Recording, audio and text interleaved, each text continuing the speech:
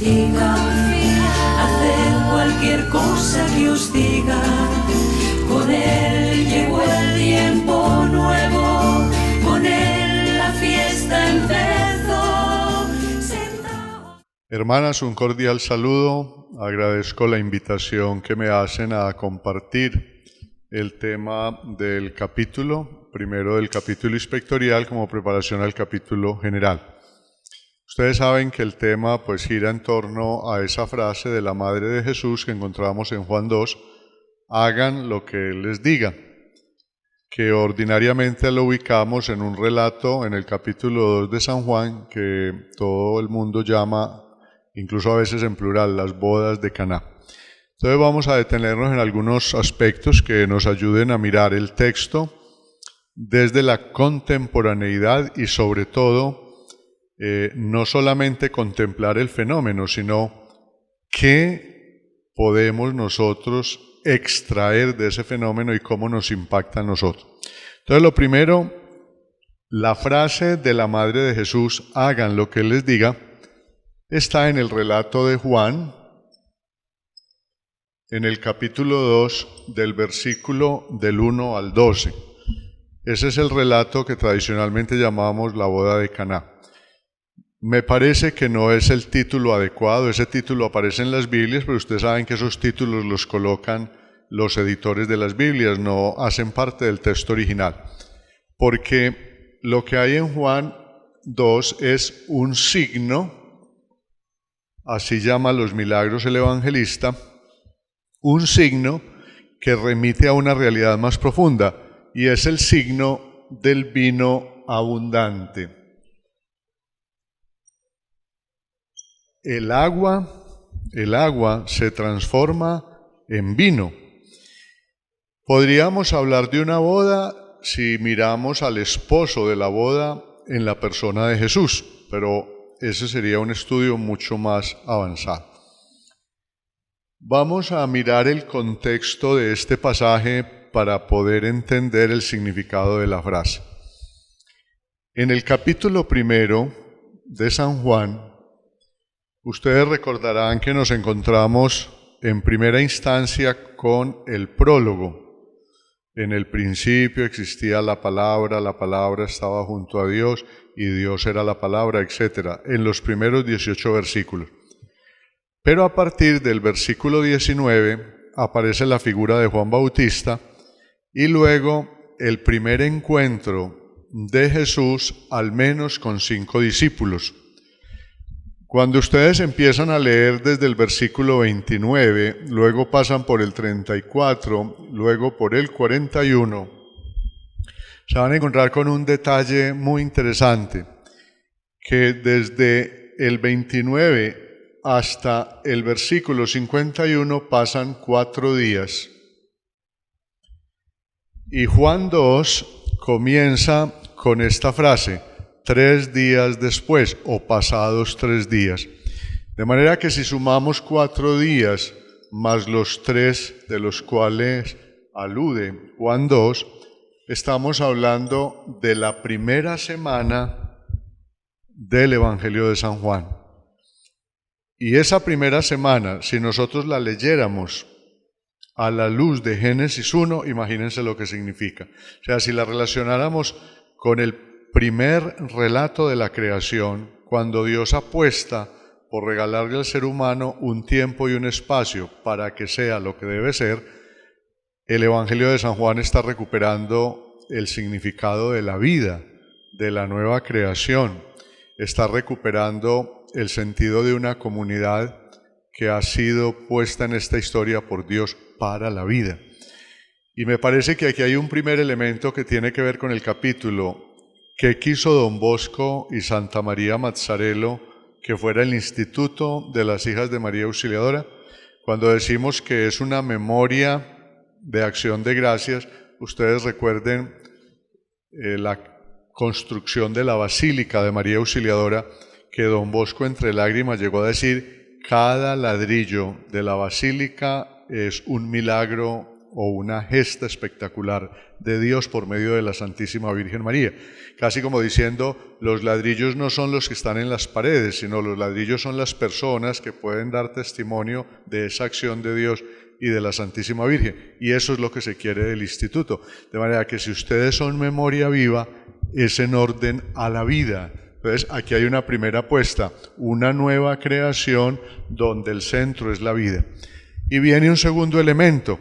Si estamos en la primera semana, 7 días, y ahí comienza el relato de Juan 2, aquí hay otro criterio que es muy llamativo, no que critique lo que hay antes, sino que es toda una novedad, porque quiere decir que lo máximo, lo mejor, el vino bueno no hay que esperarlo al final, sino desde el comienzo.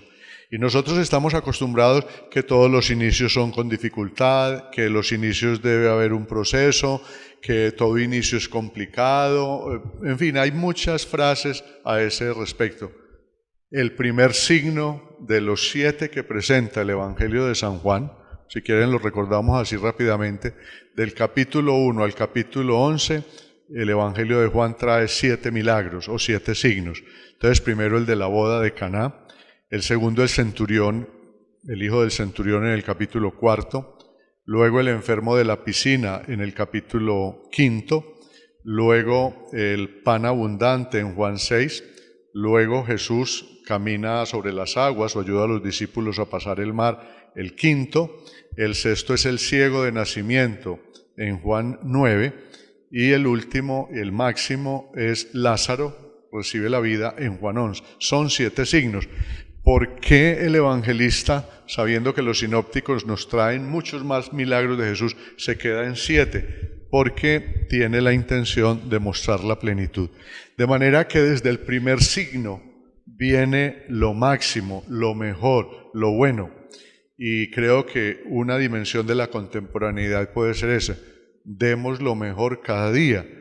No esperemos que pasen o meses o años para dar lo mejor. No, lo mejor desde el inicio, lo máximo desde el inicio, el mejor vino desde el inicio. Entonces, este es un primer elemento, la contextualización del relato.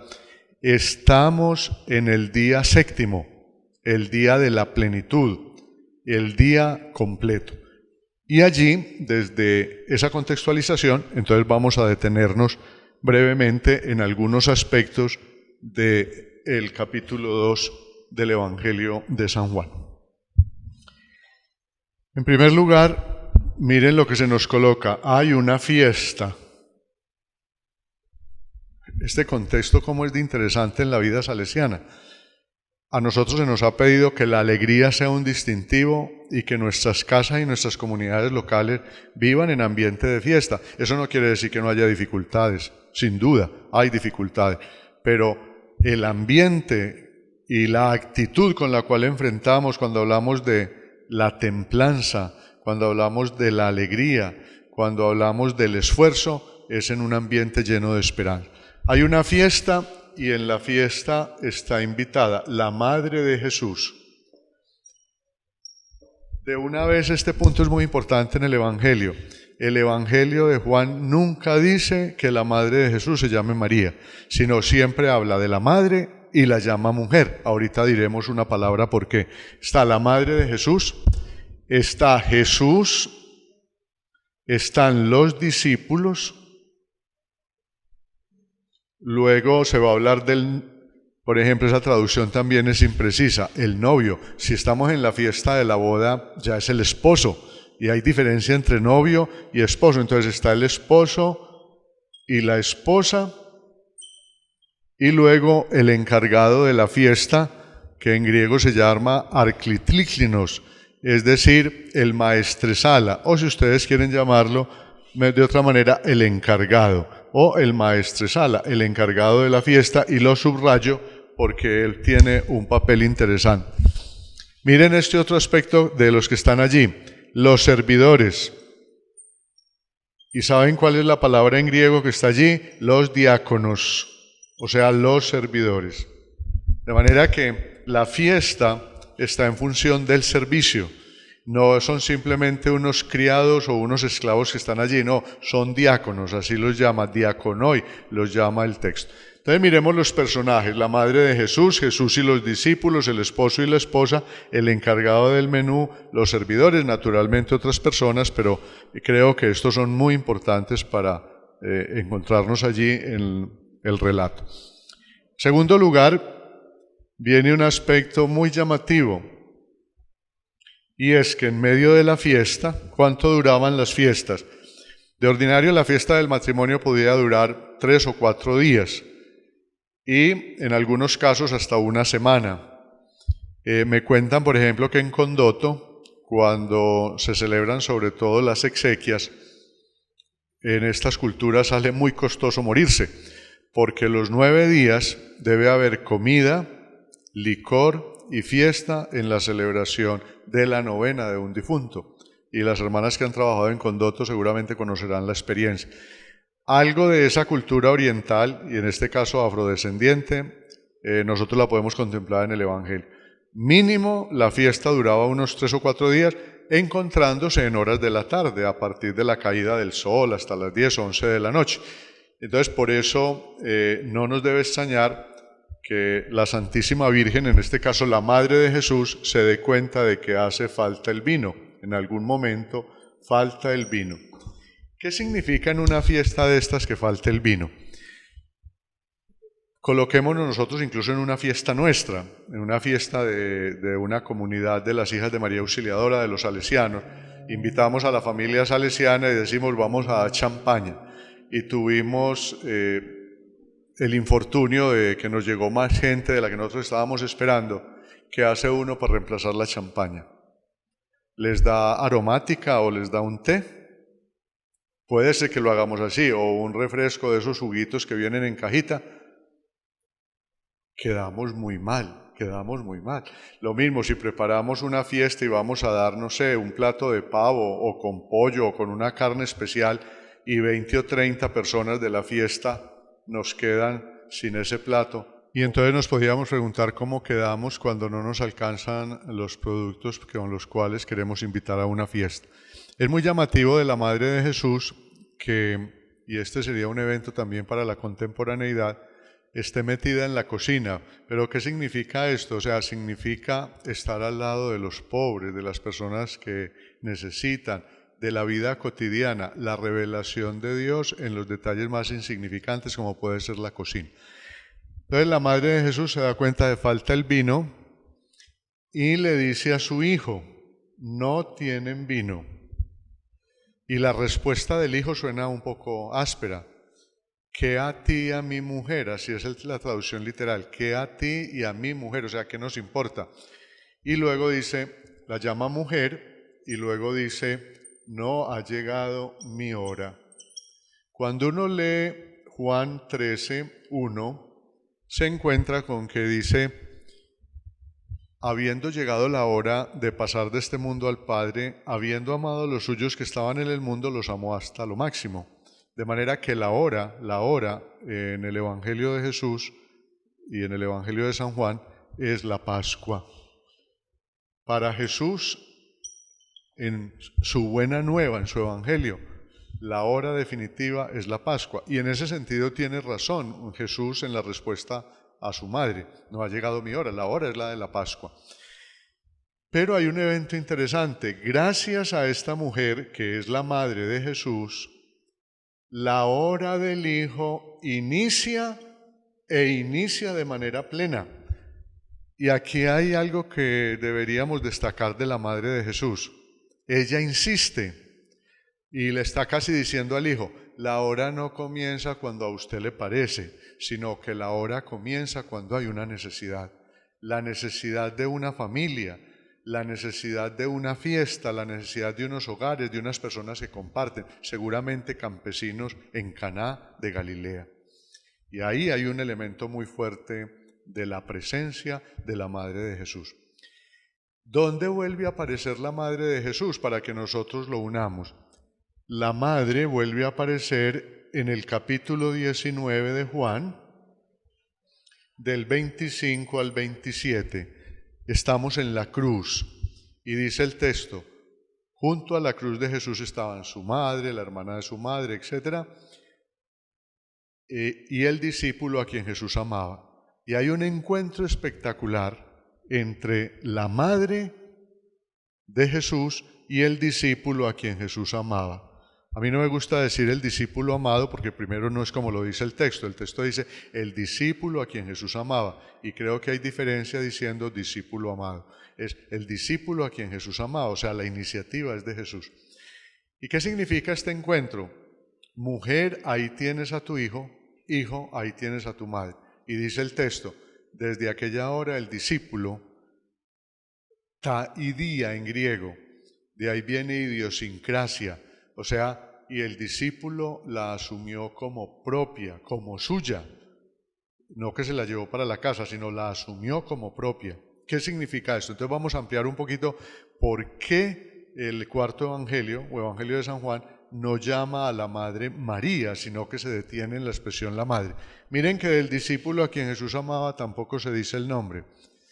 Si ustedes leen desde Juan 19, desde el versículo 22 hasta el 27, se van a encontrar que en la cruz de Jesús, en este evangelio, hay 12 personas. Y ya el número 12 es muy diciente porque habla de un número que significa la elección y nos está recordando el pueblo del Antiguo Testamento, de las tribus. ¿Quiénes son esas 12 personas? Miren esto tan interesante.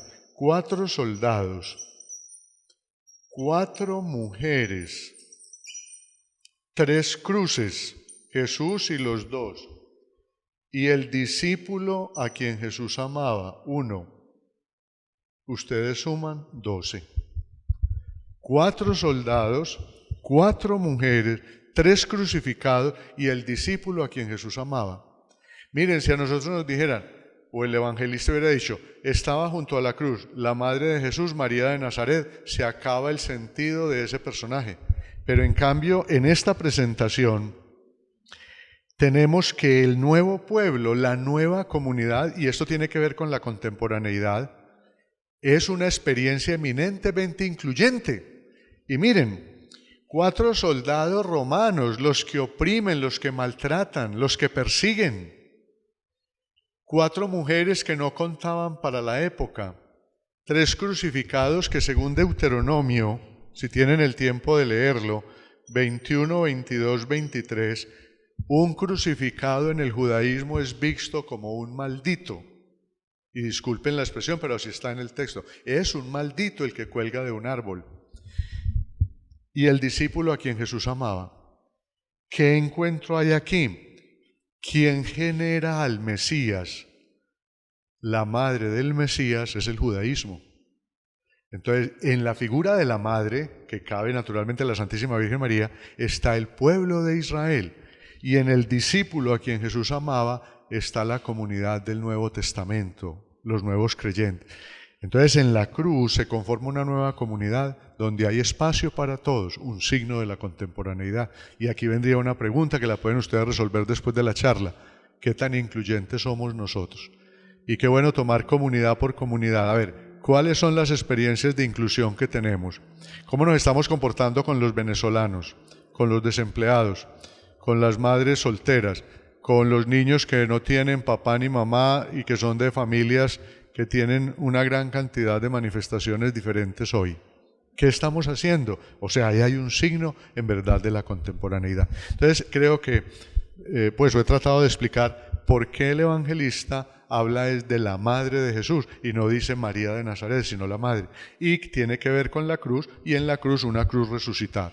Vamos a señalar aquí otros elementos cuando la madre dice falta el vino. Entonces, que falta el vino es la alegría, es el sentido de la fiesta, y a mí me gustaría que ustedes piensen en una bebida que alegre en verdad la fiesta, porque en nuestra cultura no estamos acostumbrados a tomar tanto el vino. En cambio en Europa y en Israel el vino es una bebida cotidiana y hay distintas clases de vino, y en los días de fiesta se saca un vino especial. Piensen ustedes en esa bebida que identifica y alegra una fiesta, de manera que el vino, como se lee en el Antiguo Testamento, es signo en verdad de vida y de fiesta. Vamos a seguir. La madre a pesar de la respuesta del Hijo, es persistente. Y le dice a los diáconos, o sea, a los servidores, a los que están en una actitud de servicio según la mentalidad del Nuevo Testamento. Eso es muy importante. Estamos hablando de unos servidores que están comprometidos y que tienen fe. Entonces, la frase que nos interesa: hagan lo que Él les diga. Hagan lo que Él les diga. Y qué bueno que lo tomáramos en sentido corporativo. Esta es una frase con sentido comunitario. Y entonces, ¿qué hace o qué dice Jesús? Vamos a identificar esas escenas. Hagan lo que Él les diga. Primero, llenen las 6 tinajas que estaban vacías. Esto es muy duro, ¿no? Estaban vacías. Llénenlas de agua. Luego, saquen y llévenle al encargado de la fiesta. El encargado habla con el esposo y viene una frase síntesis. La costumbre es poner primero el vino bueno y cuando ya están bebidos, el peor, ¿no? Y entonces aquí se hace desde el inicio y durante todo el tiempo el vino mejor, que es de excelente calidad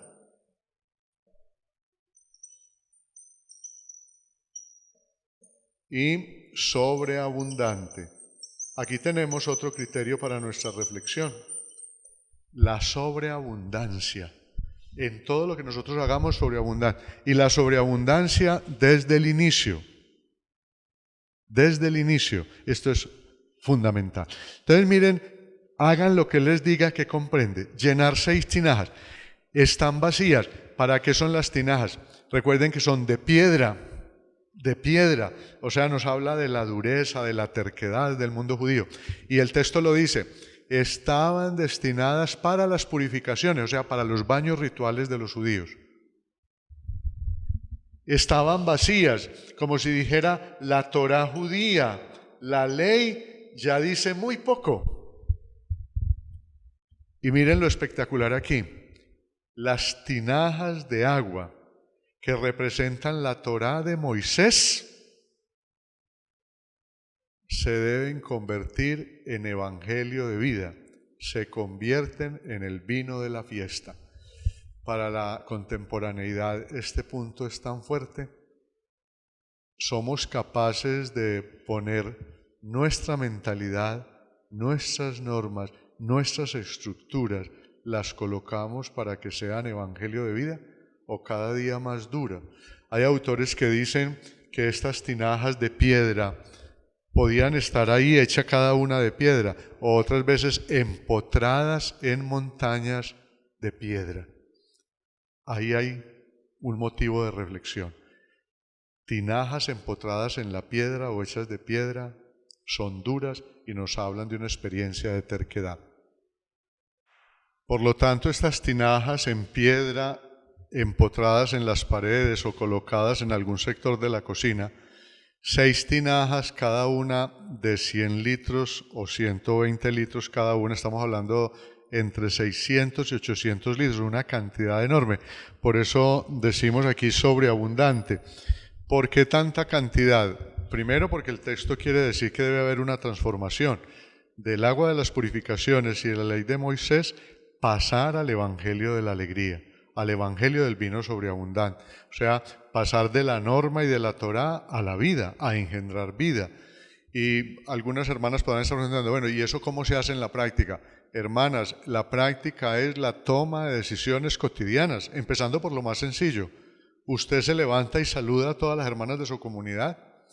Usted conversa en el desayuno.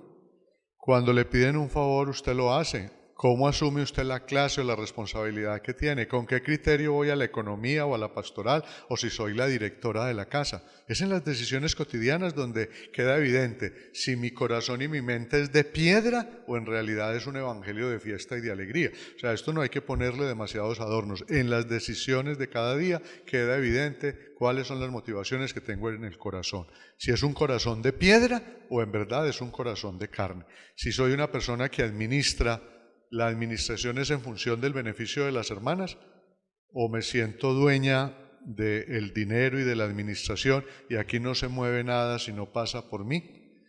Entonces, miren dónde está la dureza y dónde están las tinajas de piedra. De mucha cantidad porque se usaban para los baños rituales, como ya lo dijimos, pero también porque los matrimonios podían durar hasta una semana y obviamente dependía del número de comensales que participaban en la fiesta. Luego dice Jesús, saquen y lleven al encargado, y el encargado dialoga con el esposo. El agua de las purificaciones de los judíos ahora es el vino que alegra la fiesta, ahora es el vino de la vida, de la alegría, de la comunidad. Es el vino que permite que un grupo de personas y de familias se encuentren y logren experimentar lo que dice Isaías 25 del 6 al 9, que en los tiempos mesiánicos el Señor va a regalar unos manjares sustanciosos y vinos generosos para el pueblo de Israel. O sea, eso se hace realidad acá. Vamos a mirar un poco la figura del encargado.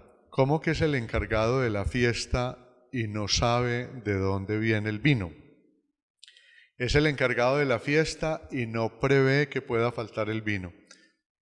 Esta explicación a algunos no les parece, pero una manera de leerla es el encargado, o detrás de la figura del encargado están los líderes judíos, que deberían poner al pueblo de Israel en comunión de vida con Dios, que deberían mostrarle el ambiente de fiesta del cual goza Dios y no lo han hecho. Y esa es una pregunta para nosotros. En la educación o en las actividades que nosotros realizamos con nuestros destinatarios, así como lo piden las constituciones, ¿somos signos y portadores del amor alegre y festivo de Dios? ¿O somos portadores y portadoras de un Dios policía, castigador, una imagen de un Dios opresor? Y en el diálogo del encargado con el esposo sale un criterio desbordante. Incluso al final también está el vino mejor, no solamente al inicio, sino al final. Y este es un criterio fundamental para la historia de la salvación. Desde el primer momento de la creación hasta el último, Dios nos ofrece a nosotros lo mejor. En las fiestas, según el criterio que hay allí, o en el diálogo del esposo con el encargado, se sirve primero el vino bueno, y cuando ya están bebidos, uno que no es de tan buena calidad. Tú has guardado el vino bueno para el final. Un criterio de toda la historia de la salvación. Siempre hay vino bueno. El mejor, excelente, incluso lo podríamos colocar así, el vino de la mejor calidad. Hermanas, en la vida de comunidad, en la vida de oración, en el amor al carisma, en la relación con las jóvenes, con los destinatarios y destinatarias de nuestra misión, todos los días al menos tenemos la intención, el esfuerzo y la mentalidad de dar lo mejor y de mejor calidad. Y luego, no solamente calidad, sino sobreabundante. Esto habla de generosidad. Esto habla, sin duda, de bondad.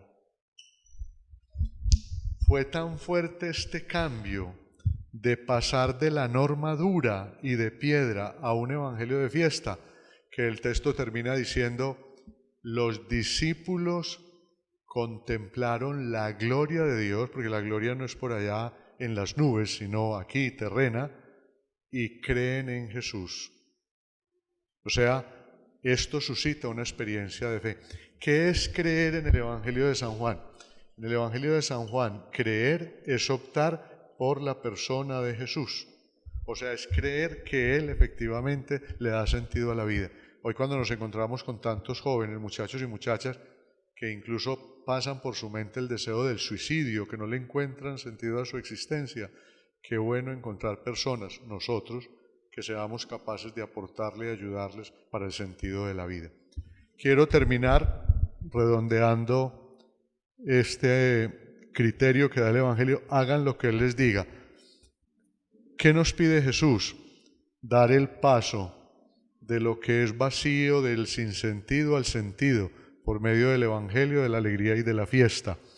Ser capaces de dar lo mejor, el vino bueno y excelente. Detrás del vino estamos hablando de alegría, de esperanza, de optimismo, de fiesta, de una vida de comunidad que nos haga sentir muy bien. Dar lo mejor y de excelente calidad en las cualidades en las que somos y tenemos, y de manera sobreabundante, que no nos limitemos, que no nos guardemos los dones y las cualidades que Dios nos da. Y termino con esto. Este texto, y a partir de esa frase, hagan lo que les diga, nos cambia la imagen de Dios. No puede ser un Dios que está esperando que nosotros lo sirvamos. Al contrario, es un Dios que nos sirve. Vayan únicamente a Juan 13, cuando Jesús lava los pies de los discípulos. Es un Dios que no solamente nos ama, sino que se pone a nuestro servicio.